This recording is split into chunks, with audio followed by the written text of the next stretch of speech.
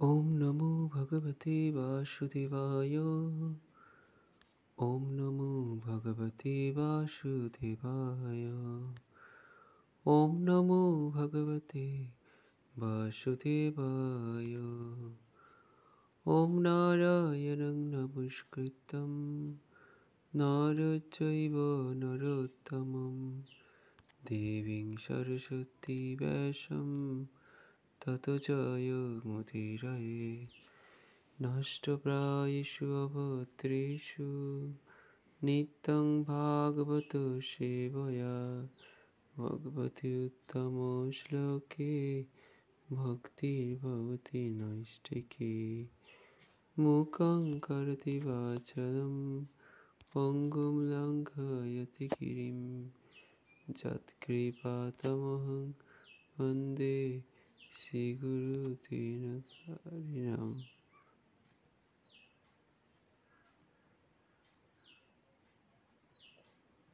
मुखं करोति वाचालं पङ्गुं लङ्घयति गिरिं यत्कृपातमहं वन्दे श्रीगुरुदीनतारिणं।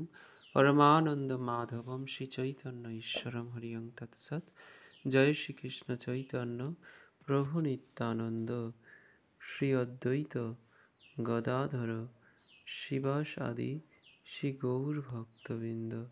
हरे कृष्णा कृष्णा कृष्णा हरे हरे, हरे राम राम राम हरे हरे।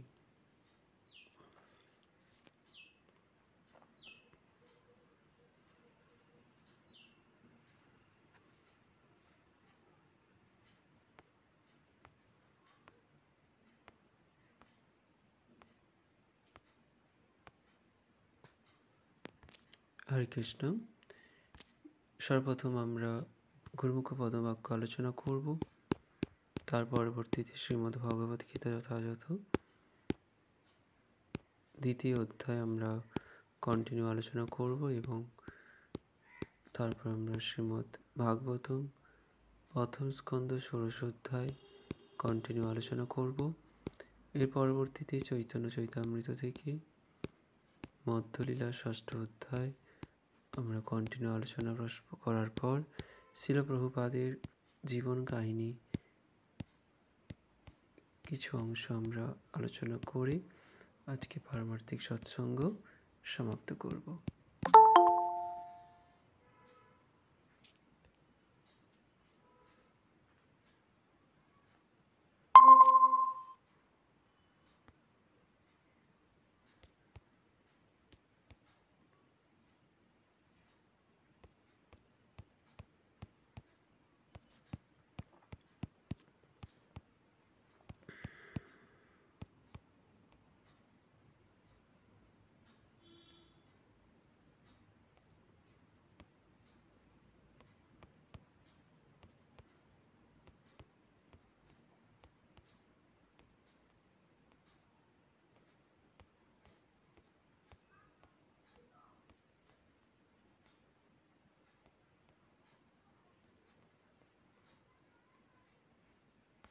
হরে কৃষ্ণ। গতকাল 12ই মে শুভস্বামী গুরু মহারাজ তিনি বলেছেন আমাদের জন্য, আমাদের উদ্দেশ্য করে তিনি বলেছেন, আমাদের শিক্ষা দিচ্ছেন যে আমাদের কি করণীয়। তিনি বলছেন যে আপনার যদি কৃষ্ণের নিকট ফিরে যাওয়ার জন্য অত্যন্ত উৎকণ্ঠা থাকে তাহলে আপনাকে একজন লোভী ব্যক্তির মতো হতে হবে। লোভী ব্যক্তি অর্থের জন্য আহার নিদ্রা ভুলে তিনি দিন রাত এক করে দেয়। কৃষ্ণের কাছে ফিরে যেতে হলে আমাদেরও সেভাবেই পরিশ্রম করতে হবে। কষ্ট না করলে কেষ্ট মেলে না। তো গুরু মহারাজ এখানে একটা উদাহরণ দিলেন, ঠিক যেমন একজন লোভী ব্যক্তি সে অর্থ উপার্জনের জন্য আহার খাওয়া দাওয়া ঘুমানো বন্ধ করে দিয়ে দিন রাত কঠোর পরিশ্রম করছে, আরও অর্থ চাই। ঠিক একই রকমভাবে আমাদেরকেও কৃষ্ণের কাছে ফিরে যেতে হলে আমাদেরকে লোভী হতে হবে এবং কৃষ্ণ সেবার জন্য আমাদের পরিশ্রম করতে হবে। তপস্যা করতে হবে কৃষ্ণকে পাওয়ার জন্য, স্বেচ্ছায় কষ্ট স্বীকার করতে হবে, আমাদেরকেও পরিশ্রম করতে হবে। জাগতিক কিছু অর্থ উপার্জনের জন্য যদি আমরা এত মাথার ঘাম পায়ে ফেলে এত কষ্ট স্বীকার করতে পারি, একটা চাকরি পাওয়ার জন্য আমাদের কত পরিশ্রম করতে হয়, পড়াশুনো করা, পাশ করা, তারপর ভালো মার্কস পেয়ে চাকরিতে ইন্টারভিউ দেওয়া, সেখানে কোয়ালিফাই করা, তারপর চাকরি পাওয়া, তো অনেক কিছু পরীক্ষা নিরীক্ষা আছে। আর আমরা ভগবানকে মনে করি যে খুব সহজে পেয়ে যাব, একটু পরিশ্রম করে একটু জব করেই মনে করি যে আমি ভগবানকে পেয়ে যাব না। তার জন্য আমাদেরকেও পরিশ্রম করতে হবে, তার সেবা আমাদের ঠিকভাবে করতে হবে, যা আমরা গত পূর্ববর্তী ক্লাসে আলোচনা করেছিলাম। শ্রীমদ্ ভাগবতমে 7ম স্কন্ধে প্রহ্লাদ মহারাজ বলেছেন যে আমরা কি করতে পারি, নববিধা ভক্তির কথা বলা হয়েছে। শ্রবণম কীর্তনম বিষ্ণু স্মরণং পাদ সেবনং অর্চনং বন্দনং দাস্য সক্ষম আত্মনিবেদনম। এই প্রসঙ্গে বলা হচ্ছে ভজনের মধ্যে শ্রেষ্ঠ নববিধা ভক্তি। কৃষ্ণ প্রেম কৃষ্ণ দিতে ধরে নানা শক্তি। তাহলে কৃষ্ণ প্রেম কে দিতে পারে? কৃষ্ণই দিতে পারে। আমি জোর করে প্রেম কারো কাছে আদায় করতে পারবো না। আমি কাউকে বলতে পারবো না যে হ্যাঁ আমাকে ভালোবাসো, আমাকে প্রেম করতেই হবে, আপনাকে আমাকে প্রেম করতেই হবে, না, এরকম জোর জুলুম এখানে চলবে না। তাই কৃষ্ণ প্রেম কে দিতে পারে? আমাদেরকে কৃষ্ণই দিতে পারে। আর সেই কৃষ্ণ প্রেম তিনি দেওয়ার জন্যই তিনি বিভিন্ন শক্তি ধারণ করেছে, কত অবতার ধারণ করেছে। তিনি এতটাই ভক্তবৎসল্য যে তিনি যখন দেখলেন যে জীবকে উপদেশ দিয়ে কাজ হচ্ছে না, আমাকে নিজেকে হাতে ধরে তাকে শেখাতে হবে, তাই তিনি করুণার অবতার চৈতন্য মহাপ্রভু রূপে তিনি আবির্ভূত হলেন। এবং তিনি অকাতরে কৃষ্ণ প্রেম মিলিয়েছেন সকলকে। গোলকের সেই প্রেমধন তিনি নিয়ে এসছেন হরিনাম সংকীর্তন। তাই পরবর্তীতে বলা হচ্ছে কৃষ্ণ প্রেম কৃষ্ণ দিতে ধরে নানা শক্তি, তার মধ্যে সর্বশ্রেষ্ঠ নাম সংকীর্তন। তো এই নববিধা ভক্তির মধ্যে সর্বশ্রেষ্ঠ হচ্ছে নাম সংকীর্তন। নিরপরাধে নাম লইলে পায় প্রেমধন। যদি আমরা অপরাধ শূন্য হয়ে কৃষ্ণ নাম ঠিকভাবে জপ করি, শ্রদ্ধা সহকারে আকুলভাবে সেই জপের মাধ্যমে ভগবানের কাছে প্রার্থনা করি, তাহলে আমরা সেই কৃষ্ণ প্রেম একদিন না একদিন লাভ করতে অবশ্যই পারবো। কিন্তু কখন পারবো তার কোনো নিশ্চয়তা নেই।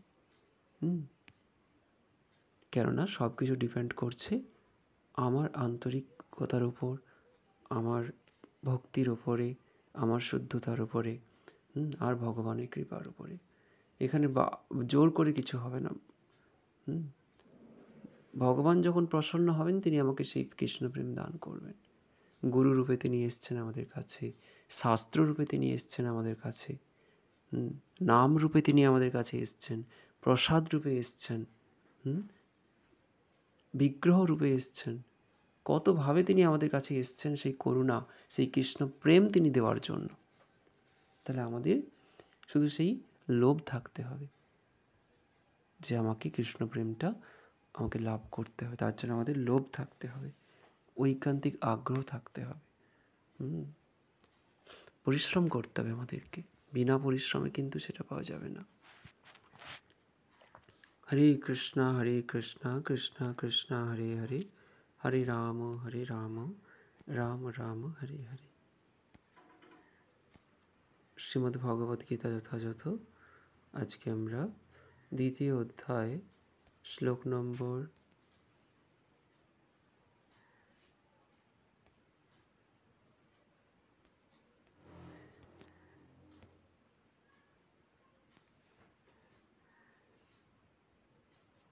34 এবং 35 আলোচনা করব। তো আপনারা আমার পরে পরে শ্লোক উচ্চারণ করবেন এবং ভগবদ্গীতা নিয়ে বসবেন। শ্রী ভগবান উবাচ অকীর্তিম চ অপি ভূতানি কথয়িষ্যন্তি তে অব্যয়ম সম্ভাবিতস্য চ অকীর্তি মরণাৎ অতিরিচ্যতে। শ্রীভগবানুবাচ অকীর্তিম চ অপি ভূতানি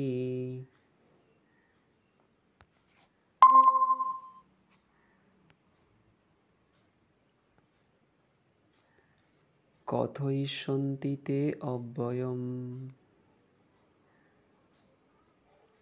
সম্ভাবিতস্য চ অকীর্তি মরণাৎ অতিরিচ্যতে। অনুবাদ প্রত্যেকে বলবেন, পাঠ করবেন আপনারা। সমস্ত লোক তোমার কীর্তিহীনতার কথা বলবে এবং যে কোনো মর্যাদাবান লোকের পক্ষেই এই অসম্মান মৃত্যু অপেক্ষাও অধিকতর মন্দ হবে। তো এই শ্লোকটি আমরা গত ক্লাসে আলোচনা করেছি। আজকে আমরা পরবর্তী শ্লোক থেকে আলোচনা করব, শ্লোক নম্বর 35 এবং 36। তো এই যে শ্লোকটা আমরা এখন পাঠ করলাম, এখানে ভগবান অর্জুনকে বলছে, তুমি যদি এভাবে যুদ্ধক্ষেত্র পরিত্যাগ করে চলে যাও, তাই তোমার কীর্তিহীনের কথা সবাই আলোচনা করবে, সারা জগতের লোক তোমার নিন্দা করবে, তোমাকে মর্যাদা, সমস্ত যে কোনো মর্যাদাবান লোকের পক্ষে অসম্মান হচ্ছে মৃত্যু অপেক্ষায় অধিকতর মন্দ। মৃত্যু তো কাউকে হয়তো কোনো অস্ত্র দিয়ে একবার বিদ্ধ করলেই সে মরে গেল, ব্যাস। কিন্তু কাউকে যদি বারবার অপমান করা হয়, অসম্মান করা হয়, অকথা বলা হয়, কুকথা বলা হয়, নিন্দা করা হয়, তাহলে ওই নিন্দা সহ্য করে বেঁচে থাকাটা খুবই কষ্টকর। তাই ভগবান এখানে অর্জুনকে সেই বিষয়ে বলছে। পরবর্তী শ্লোক, আজকে 35 নম্বর শ্লোক আমরা আলোচনা করব এবং 36 নম্বর। ভয়াতরণাৎ উপরতম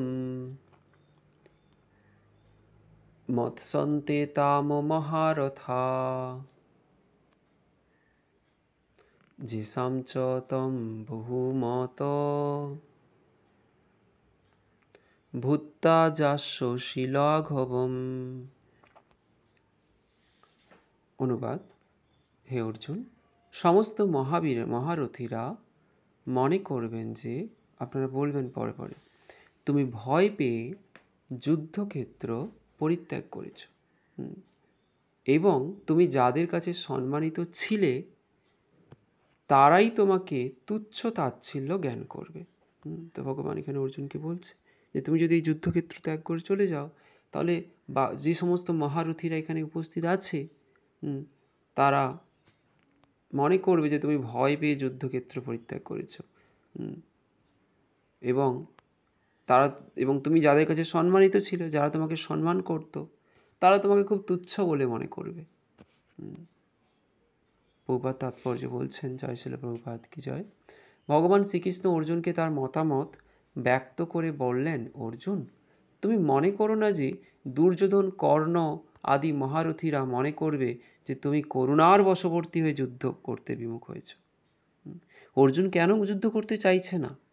কারণ অর্জুনের মধ্যে করুণা রয়েছে, যা হচ্ছে একজন ভক্তের মধ্যে থাকে, দয়া, করুণা। তিনি বলছেন ভগবানকে যে আমি আমার আত্মীয়স্বজনকে মারতে পারি না, হত্যা করলে আমার পাপ হবে, তার চেয়ে বরঞ্চ বনে গিয়ে ভিক্ষা করে জীবনযাপন করাটাই ভালো। তাই অর্জুন করুণা করছে তাদেরকে। কিন্তু তারা কি বুঝবে? কর্ণ, দুর্যোধন, তারা কি ভাববে যে এ অর্জুন তো আমাদের দেখে ভয় পাচ্ছে, এ তো ভয় পেয়ে আমাদেরকে ছেড়ে চলে যাচ্ছে, এ যুদ্ধই করতে চাইছে না। তাই তারা ভাববে তুমি প্রাণ ভয়ে পালিয়ে যাচ্ছ, ভীত হয়ে। তোমার প্রতি তাদের যে উচ্চ ধারণা আছে তার ন্যাসাত হয়ে যাবে। তারা এতদিন মনে করতো যে অর্জুন সর্বশ্রেষ্ঠ ধনুর্যোদ্ধা, আজ তুমি যদি যুদ্ধক্ষেত্র ছেড়ে চলে যাও, তারা মনে করবে না, অর্জুন এটা কাপুরুষ তো। পরবর্তী শ্লোক, অবাচ্য বাদান চ বহুন বদিষ্যন্তি তব অহিতা নিন্দন্ত তব সামর্থ্যম তত দুঃখরতম নু কিম। অনুবাদ প্রত্যেকে বলবেন। তোমার শত্রুরা তোমার সামর্থ্যের নিন্দা করে বহু অকথ্য কথা বলবে, তার চেয়ে অধিকতর দুঃখদায়ক তোমার পক্ষে আর কি হতে পারে। তাৎপর্যে প্রভুপাদ বলছেন যে ভগবান শ্রীকৃষ্ণ অর্জুনের অভাবনীয় হৃদয় দৌর্বল্য দেখে আশ্চর্যান্বিত হয়েছিলেন। তিনি বলেছিলেন, এই ধরনের মনোভাব কেবল তোমার মতো মনোভাব কেবল অনার্যদের পক্ষেই শোভা পায়। অর্জুনের মতো ক্ষত্রিয় বীরের পক্ষে তা সম্পূর্ণ অসঙ্গত। তাই তিনি বিশদভাবে ব্যাখ্যা করে অর্জুনকে বোঝালেন যে তার মতো ক্ষত্রিয়ের হৃদয়ে এই রকম অনার্যচিত দ্রৌবল্যের কোনো স্থান নেই। হরে কৃষ্ণ কৃষ্ণ কৃষ্ণ হরে হরে, হরে রাম রাম রাম হরে হরে। তমাদিদেবম করুণানিধনম তমালবর্ণম সহিতাবতারম অপার সংসার সমুদ্র সেতুম ভজামহে ভাগবত স্বরূপম। ওম অজ্ঞানতিমিরন্ধস্য জ্ঞানাঞ্জনশলাকয়া চক্ষুর্মিলিতং যেন তস্मै শ্রীগুরবে নমঃ। হরি ওম তৎসৎ। শ্রীমদ্ ভাগবতম প্রথম স্কন্ধ আমরা ষোড়শ অধ্যায়ে আলোচনা করছি। আমরা পূর্ববর্তী ক্লাসগুলোতে জেনেছিলাম যে কিভাবে বিশ্বরূপ ধারণকারী ধর্মরাজ গাভী রূপ ধারণকারী ধরিত্রী মাতাকে তার দুঃখ কষ্টের বিষয়ে বিভিন্ন সম্ভাবনার কথা তিনি জিজ্ঞাসা করছে। তো 23 নম্বর শ্লোক আজকে আমরা জানব।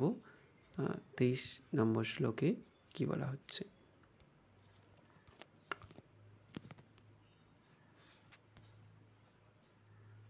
আপনারা আমার পরে পরে শ্লোক উচ্চারণ করবেন। ধর্ময়ুবাচ যদ্দা অম্ব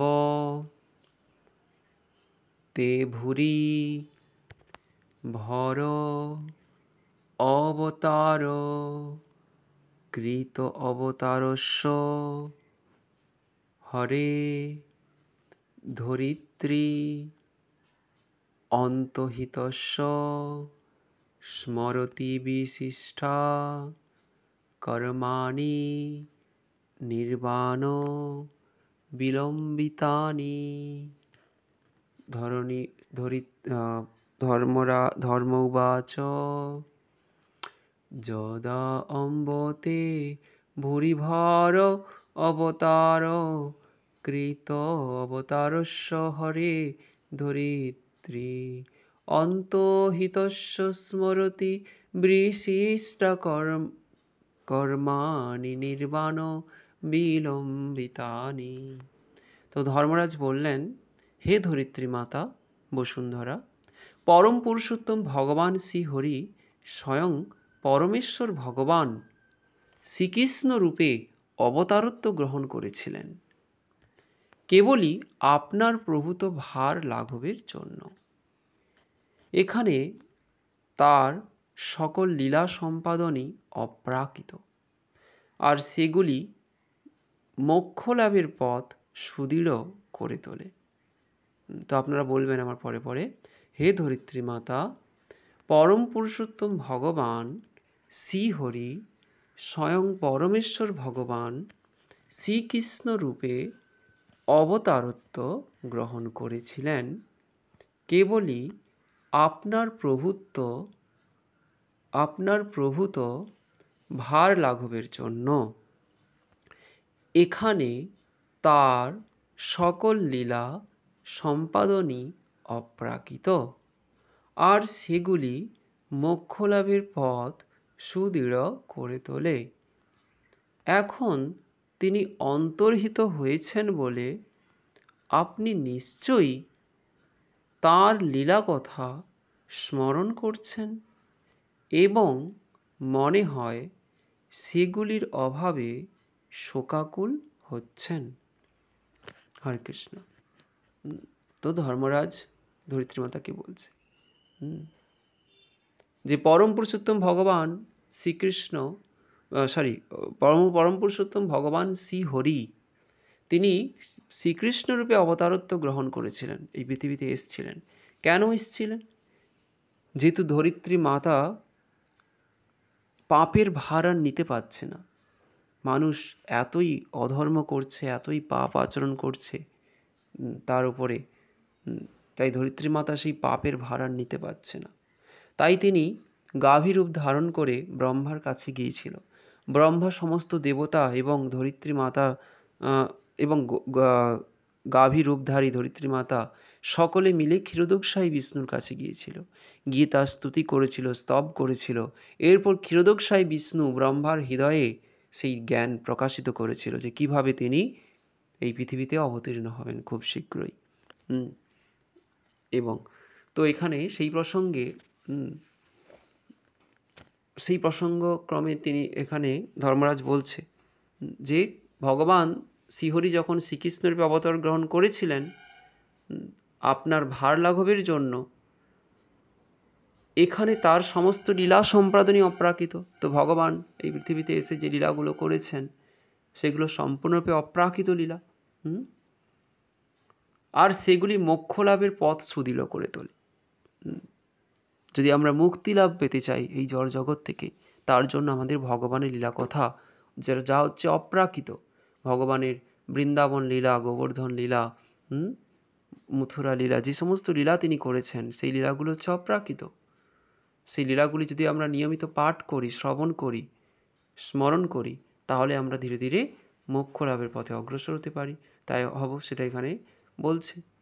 তাই এখন ধর্মরাজ বলছে যে এখন তো ভগবান নেই পৃথিবীতে, তিনি তো অন্তর্হিত হয়ে গেছেন। ভগবান তো 125 বছর পৃথিবীতে ছিলেন, তারপর তিনি এই জগৎ থেকে তার নিত্য ধামে, ভগবত ধামে তিনি ফিরে গেছেন। আর সেজন্যই কি আপনি ভগবানের কথাগুলো মনে করছেন, তার লীলা কথাগুলো স্মরণ করছেন, এবং মনে হয় সেগুলি অভাবে আপনি শোকাকুল হচ্ছেন। তো দেখুন, ভগবান যখন নেই তাহলে ধরিত্রী মাতা কী করছে? তিনি ভগবানের লীলা কথাগুলোকে স্মরণ করছে। তাহলে ওখান থেকে আমাদের শিক্ষা গ্রহণ করা উচিত। আমাদেরকেও যখনই আমরা দুঃখ কষ্টের মধ্যে থাকবো, আমাদের সবসময়ই ভগবানের লীলা কথাগুলোকে স্মরণ করতে হবে। যা লীলা পুরুষোত্তম শ্রীকৃষ্ণ গ্রন্থে খুব সুন্দরভাবে বর্ণনা করা হয়েছে ভগবানের বিভিন্ন অপ্রাকৃত লীলাগুলি। আর ভাগবতমে দশম স্কন্ধে রয়েছে। তো ভাগবতম তো আমরা দশম স্কন্ধ সরাসরি পড়তে পারি না, তাই আপনারা অবশ্যই লীলা পুরুষোত্তম শ্রীকৃষ্ণ গ্রন্থ সংগ্রহ করবেন। যদি আপনাদের দরকার হয় আপনারা বলবেন। তো আপনারা সেই গ্রন্থে ভগবানের সমস্ত লীলা খুব সুন্দরভাবে দেওয়া আছে। সেগুলো আপনারা যদি পাঠ করেন, স্মরণ করেন, তাহলে ভগবানের অসীম কৃপা আপনারা লাভ করতে পারবেন। তো সে যাই হোক, তাৎপর্য এখানে প্রভুপাদ কী বলছে আমরা জানবো। জয় শ্রী প্রভুপাদ কি জয়। যে পরমেশ্বর ভগবানের কার্যকলাপের মধ্যে মোক্ষদান বিষয়ক লীলাও থাকে, তবে মোক্ষ বিষয়ক কার্যকলাপের থেকে যে অন্যান্য লীলা বেশি আনন্দদায়ক আস্বাদন করা যায়। শ্রী জীব গোস্বামী এবং বিশ্বনাথ চক্রবর্তী ঠাকুরের মতে এখানে যে নির্বাণ বিলম্বিতানি শব্দটি ব্যবহার করা হয়েছে তার অর্থ মোক্ষ লাভের মূল্য মর্যাদা হ্রাস করে। নির্বাণ লাভ করতে হলে কঠোর তপস্যা করতে হয়, কিন্তু পরমেশ্বর ভগবান এতই কৃপাময় যে তিনি ভূভার হরণ করার উদ্দেশ্যে অবতারত্ব গ্রহণ করেন। তাই কেবলমাত্র এই সমস্ত কার্যকলাপ, অর্থাৎ ভগবান কী কী লীলা করেছেন এই জগতে, শুধুমাত্র সেগুলো আমাদেরকে স্মরণ করতে হবে। দেখুন কত সুযোগ সুবিধা ভগবান আমাদেরকে দিয়েছে। না তো আমাদের অনেক কঠিন কিছু করতে হচ্ছে, শুধু আমাদের ভগবান লীলা কথাগুলোকে নিয়মিত শ্রবণ আর স্মরণ আর কীর্তন করতে হবে, স্মরণটা করতে হবে। কিন্তু স্মরণ কখন হবে? যখন আমি শ্রবণ ভালো করে করব, কীর্তন ভালো করে করব, তখন আমার স্মরণটা ভালো হবে। তাই আমাদের নিয়মিত রুটিন মাফিক প্রতিদিন একটা করে পৃষ্ঠা হোক, দুটো করে পৃষ্ঠা হোক, আমাদের ভগবান লীলা কথা পাঠ করা উচিত এবং সেটাকে চিন্তন করা উচিত, মনন করতে হবে। এখানে বলা হচ্ছে যে ভগবান এতই কৃপাময় যে কেবলমাত্র তার কথা, তার কার্যকলাপ স্মরণ করার মাধ্যমেই মানুষ নির্বাণ অর্জিত আনন্দ, তৃপ্তি, তাচ্ছিল্য করে পরমেশ্বর ভগবানের অপ্রাকৃত পরম ধামে উপনীত হয়ে ভগবানের প্রেমানন্দময় ভক্তি সেবা চর্চায় নিত্য কাল ধরে নিয়োজিত থেকে তার সান্নিধ্য সুখ লাভ করতে পারে। তো দেখুন কত সুযোগ ভগবান আমাদের দিয়েছে। কেননা ভগবান জানে যে আমরা অনেক অধঃপতিত, এই কলিযুগের মানুষেরা সবচাইতে বেশি অধঃপতিত, কিন্তু তাই জন্য তো তিনি আমাদের কৃপা করার জন্য অনেক সুযোগ দিয়ে দিয়েছে, অনেক সুবিধা দিয়েছে, কিন্তু তাও আমরা গ্রহণ করছি না। এই যুগে, যারা আমি গত ক্লাসে বলেছিলাম যে এই যুগে কেউ যদি ভালো কর্ম করার চিন্তাটুকু করে সে তার পূর্ণ ফল লাভ করবে। এই যদি এই যুগে কেউ যদি ভগবানের নাম ঠিকভাবে জপ করে, কীর্তন করে, শ্রবণ করে ভগবানের কথা, তাহলে সে অচিরেই ভগবদ্ধামে চলে যাবে ভগবানের কৃপায়। কিন্তু সেটা অত্যন্ত শ্রদ্ধা ভক্তি সহকারে হওয়া দরকার, এবং সেটা শুধু শুনলে হবে না, আমাদের সেটাকে মনন করতে হবে, কীর্তন করতে হবে, স্মরণ করতে হবে, এবং জীবনে প্রয়োগও করতে হবে। নয়তো আমি এক কান দিয়ে শুনবো, অন্য কান দিয়ে বেরিয়ে যাবে, বাস যা হলো হলো, আবার আমি সাংসারিক কাজকর্মে লিপ্ত হয়ে যাব, না, সেরকমটা নয়। আমাদের সেগুলোকে স্মরণও করতে হবে, তাহলে কি হবে, আমরা ভগবানের সান্নিধ্য সুখ লাভ করতে পারবো। হরে কৃষ্ণ কৃষ্ণ কৃষ্ণ হরে হরে, হরে রাম রাম রাম হরে হরে। আজানুলম্বিত ভুজৌ কনকাবদাতো সংকীর্তন পিতরৌ কমলাক্ষতাক্ষ বিশ্বম্ভর দ্বিজবরৌ করুণা অবতারৌ বন্দে বিশ্বম্ভর দ্বিজবরৌ যুগধর্ম পালৌ বন্দে জগত পিতরৌ করুণায় অবতারৌ। জয় শ্রীকৃষ্ণ চৈতন্য প্রভু নিত্যানন্দ, শ্রী অদ্বৈত গদাধর শিবাসাদি গৌরভক্তবৃন্দ। হরে কৃষ্ণ কৃষ্ণ কৃষ্ণ হরে হরে, হরে রাম রাম রাম হরে হরে। চৈতন্য চৈতামৃত, আজকে আমরা চৈতন্য চৈতামৃত মধ্যলীলা 6ষ্ঠ অধ্যায় সার্বভৌমাচার্য উদ্ধার, এই অধ্যায়ে আমরা আজকে শ্লোক নম্বর 251 থেকে 261 পর্যন্ত অধ্যয়ন করব। হরে কৃষ্ণ। প্রভু স্থানে আইলা দুহে প্রসাদ পত্রী লইয়া, মুকুন্দ দত্ত পত্রী নিল তার হাতে পাইয়া। 2 শ্লোক বাহিতে লিখিয়া রাখিল, তবে জগদানন্দ পত্রী প্রভুকে লইয়া দিল। তো আমরা পূর্ববর্তী ক্লাসে লাস্টে জেনেছিলাম যে কীভাবে সার্বভৌমাচার্য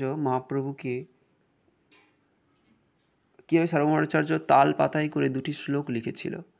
সেই শ্লোক দুটি তিনি মুকুন্দ দত্ত এবং জগদানন্দ পণ্ডিতকে দিল, যে তোমরা এই শ্লোক দুটি, এই তাল পাতাটা নিয়ে যাও, গিয়ে মহাপ্রভুকে দেবে।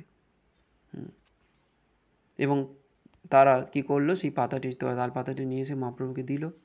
তখন কি হলো, প্রভু শ্লোক পরিপত্র ছিন্ডিয়া ফেলিল, ভিত্তি দেখি ভক্ত সব শ্লোক কণ্ঠে কইল। সেই শ্লোক দুটি পাঠ করা মাত্রই চৈতন্য মহাপ্রভু তালপত্রটি ছিঁড়ে ফেললেন, কিন্তু দেওয়ালের মধ্যে লেখাটি থেকে ভক্তরা সেই শ্লোক কণ্ঠস্থ করলেন। সেই শ্লোক দুটি কি লিখেছিলেন সার্বভৌমাচার্য তালপাতাতে? বৈরাগ্য বিদ্যা নিজ ভক্তি যোগ শিক্ষার্থমেক পুরুষ পুরাণ, শ্রীকৃষ্ণ চৈতন্য শরীরধারী কৃপাম্বুধির যস্তমহং প্রপদ্যে। সেই তালপাতায় লেখা ছিল যে শ্লোক দুটি, সেটা হলো, একটা শ্লোক বলা হলো, সেই শ্লোকের মানে হচ্ছে যে বৈরাগ্য বিদ্যা এবং নিজ ভক্তিযোগ শিক্ষা দেওয়ার জন্যই শ্রীকৃষ্ণ চৈতন্য রূপধারী এক সনাতন পুরুষ আবির্ভূত হয়েছেন। আমি তার নিকট সর্বতভাবে আত্মনিবেদন করি। দ্বিতীয় শ্লোক, কালান্নষ্টং ভক্তিযোগম নিজোজ্জ প্রাদুষ্কর্তুম কৃষ্ণ চৈতন্য নাম আবির্ভূতস্তস্য পাদারবিন্দে গাঢ়ম গাঢ়ম লিয়তাং চিত্তভিঙ্গ। কালের বশে নিজের ভক্তিযজ্ঞে বিনষ্ট প্রায় দেখে কৃষ্ণ চৈতন্য নামক সনাতন পুরুষ পুনরায় প্রচার করবার জন্য আবির্ভূত হয়েছেন। তার সেই পাদপদ্মে আমার চিত্তভৃঙ্গ গাঢ়রূপে লীন হোক। আমার চিত্তরূপ ভৃঙ্গ মানে কি ভ্রমর, আমার মনরূপী ভ্রমর সেই শ্রীকৃষ্ণ চৈতন্য প্রভুর চরণ কমলে লীন হয়ে যাক, হোক, এভাবে তিনি লিখলেন। তো যখন ভক্তিযোগ বিনষ্ট হয়ে গেছে তখনই ভগবান সেই ভক্তিযজ্ঞে পুনরায় পুনঃস্থাপন করার জন্য তিনি কৃষ্ণ চৈতন্য রূপে এসেছেন। দাপর যুগে তিনি কৃষ্ণরূপে এসেছিলেন। তিনি দেখলেন, তিনি উপদেশ দিলেন, গীতার উপদেশে তিনি বললেন যে সর্বধর্মান্ন পরিত্যাজ্য মাম একম শরণম ব্রজ অং তাম সর্ব পাপেভ্য মোক্ষয়িষ্যামি মা শুচ। তো অনেক উপদেশ দিলেন, কিন্তু যখন দেখলেন যে সেই উপদেশগুলি কেউ শুনছে না, তাই তিনি ভাবলেন যে আমাকে নিজেকে আচরণ করে সবাইকে শেখাতে হবে। তাই তিনি রাধাকৃষ্ণের মিলিত তনু চৈতন্য মহাপ্রভুর আবির্ভূত হয়ে তিনি অকাতরে সেই গোলকের প্রেমধনকে অকাতরে সকলের মধ্যে তিনি বিতরণ করেছেন। সেই মহাপ্রভুর চরণ কমলে আমার মনরূপী ভ্রমর লীন হোক।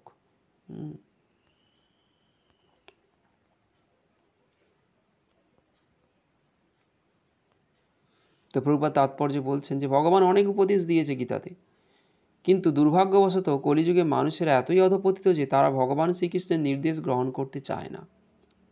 তাই শ্রীকৃষ্ণ আবার এসছেন তার সেই উদ্দেশ্য সাধন করার জন্য, কিন্তু তিনি একটু ভিন্নভাবে করেছেন। তা শ্রীকৃষ্ণ রূপে পরমেশ্বর ভগবান রূপে তিনি আদেশ দিয়েছেন তার শরণাগত হতে, কিন্তু চৈতন্য মহাপ্রভুরূপে ভক্তভাবে তিনি শিক্ষা দিয়েছেন কিভাবে শ্রীকৃষ্ণের শরণাগত হতে হয়। শ্রীকৃষ্ণ রূপে তিনি কি করেছেন? শুধু উপদেশ দিয়ে গেছেন, এটা করো, ওটা করো, সেটা করো, এভাবে করো। কিন্তু তিনি মহাপ্রভু রূপে এসে তিনি কি করলেন? ভক্ত রূপে এসছেন। তাহলে দাপর যুগে তিনি ভগবান শ্রীকৃষ্ণ রূপে এসেছিলেন, কিন্তু এই কলিযুগে তিনি ভক্ত রূপে এসছেন। আর এসে সবাইকে হাতে ধরে শেখাচ্ছে, দেখো এইভাবে তোমাকে কৃষ্ণের সেবা করতে হয়, এইভাবে তোমাকে ভক্তির অনুশীলন করতে হয়, এইভাবে তোমাকে হরিনাম জপ করতে হয়, এইভাবে তোমাকে গ্রন্থ অধ্যয়ন করতে হয়, নিয়মিত শ্রবণ করতে হয়। তিনি হাতে ধরে শেখাচ্ছে সবাইকে, যেহেতু তিনি ভক্তরূপে এসছেন, ভক্তভাব অঙ্গীকার করে। তাই তিনি সবাইকে শেখাচ্ছে কীভাবে কৃষ্ণ ভক্তি করতে হয়, অনুশীলন করতে হয়। তাই জন্য মহাপ্রভুর প্রণাম মন্ত্রী রূপ গোস্বামী বলেছেন যে নমো মহাবদান্নায় কৃষ্ণ প্রেম প্রদায়তে। তাহলে ভগবান কেন এসছেন?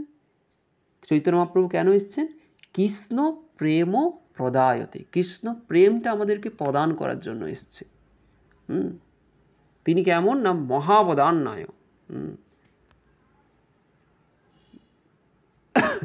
তাই মহাপ্রভু ব্যবহারিকভাবে শিক্ষা দিয়েছেন যে কীভাবে কৃষ্ণ ভক্ত হতে হয়, তা তিনি শিক্ষা দিয়েছেন। তাই কেউ যদি কৃষ্ণ ভক্ত হতে চায়, যদি কেউ আমরা মনে করি যে হ্যাঁ আমি কৃষ্ণ ভক্ত হব, তাহলে আমার প্রথম কাজ কি? সর্বপ্রথমে তাকে সার্বভৌমাচার্যের প্রমুখ মহান ভক্তদের পদাঙ্ক অনুসরণ করে চৈতন্য মহাপ্রভু শ্রী পাদপদ্মে শরণাগত হতে হবে। তাই যদি আমরা কৃষ্ণ ভক্ত হতে চাই, আগে আমাদের মহাপ্রভুর চরণ কমলে শরণাগত হতে হবে, এবং ঠিক যেভাবে তার ভক্তরা হয়েছে। এবং শুধু তাই নয়, সেগুলো আমাদের জীবনে শিক্ষাগুলোকে আমাদের প্রয়োগ করতে হবে। মহাপ্রভু যে শিক্ষাগুলো আমাদেরকে দিয়ে গেছেন, বলো কৃষ্ণ, ভজ কৃষ্ণ, কর কৃষ্ণ শিক্ষা, সেগুলো আমাদের ঠিকভাবে আচরণ করতে হবে। এই দুই শ্লোক ভক্ত কণ্ঠে রত্নহার, সার্বভৌমের কীর্তি ঘোষে ঢাক্যবাদ্যকার। সার্বভৌম হইলা প্রভুর ভক্ত একতান, মহাপ্রভুর সেবা বিনা নাহি জানে আন। শ্রীকৃষ্ণ চৈতন্য শচী সুত গুণধাম, এই ধ্যান এই জপ লয় এই নাম। তো সার্বভৌমাচার্য সর্বদাই শচী মাতার পুত্র, সমস্ত গুণের আধার শ্রীকৃষ্ণ চৈতন্য মহাপ্রভুর মহিমা কীর্তন করতেন এবং তার ধ্যান করতেন। একদিন সার্বভৌম প্রভু আগে আইলা, নমস্কার করি শ্লোক পড়িতে লাগিলা। তো একদিন সার্বভৌমাচার্য চৈতন্য মহাপ্রভুর কাছে এসে প্রণতি নিবেদন করে একটি শ্লোক পড়তে লাগলো। ভাগবতের ব্রহ্মস্তবের শ্লোক পড়িলা, শ্লোক শেষে দুই অক্ষর পাঠ ফিরাইলা। তো যখন একদিন সার্বভৌমাচার্য মহাপ্রভুর সামনে গিয়ে নমস্কার করে মহাপ্রভুকে কাছে তিনি স্তুতি করছে ভাগবতমের ব্রহ্মস্তুতির শ্লোক নিয়ে। ব্রহ্মা যে স্তব করেছিল সেইটা পাঠ করতে লাগলেন। সেই শ্লোকের শেষের দুটি অক্ষরের পদের পরিবর্তন করলেন তিনি। কি সেই শ্লোক? তত্তেহ অনুকম্পাং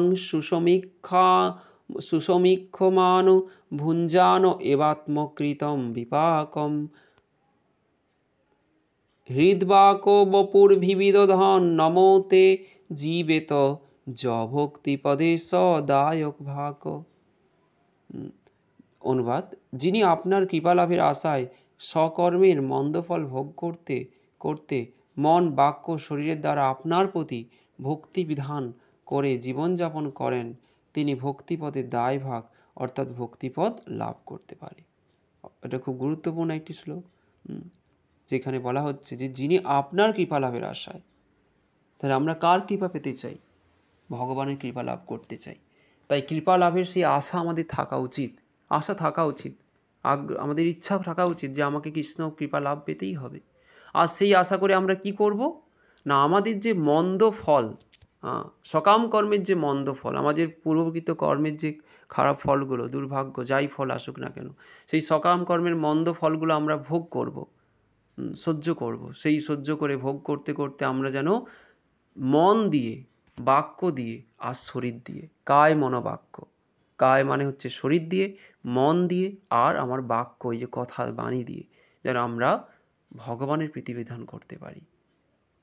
যদি আমরা করি নিয়মিত, কায় মনোবাক্যে তার সেবা করি, কায় মানে দেহ দিয়ে আমরা তার দেহটাকে তার সেবায় লাগাতে পারি, তার মন্দির মার্জন করা, তার চরণে তুলসী নিবেদন করা, আরতি করা, সেবা করা। এভাবে মন মানে মন দিয়ে কীভাবে তার সেবা করব না, আমরা সবসময় ভগবানের কথা স্মরণ করতে পারি,